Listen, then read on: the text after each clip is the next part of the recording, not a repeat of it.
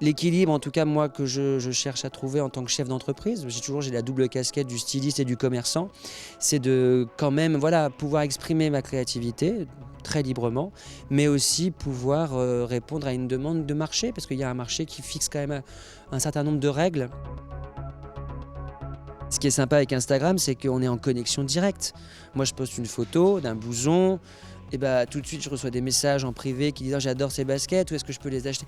Donc ça crée quand même une communication, c'est fantastique. Et ça, en plus, l'accès avec les gens, surtout quand les gens savent qu'on est derrière. Aujourd'hui, on peut parler à Riccardo Tisci en direct, on peut parler à Tom Ford en direct, on peut parler à Donatella Versace, on peut parler à Barack Obama si on veut. Je veux dire, voilà, ça n'existait pas avant. Moi, je dis toujours, le défilé, c'est le spectacle de fin d'année. C'est vraiment ce côté où on invite sa famille, il y a les parents qui viennent, il y a les acheteurs.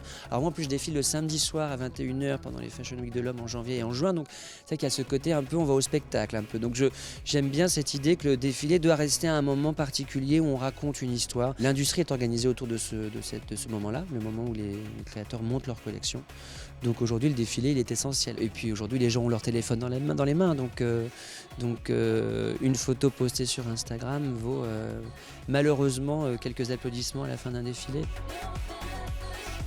On a la sensation qu'il y a quand même, voilà, plus de la concurrence est plus forte, qu'il y a beaucoup d'images, les réseaux sociaux finalement peuvent d'une certaine manière saturer un peu la vision qu'on peut avoir du marché. Donc je pense qu'il faut rester absolument concentré sur son histoire, qu'il faut évidemment continuer à croire en soi et puis aborder ce métier qu'avec passion, joie et bonne humeur.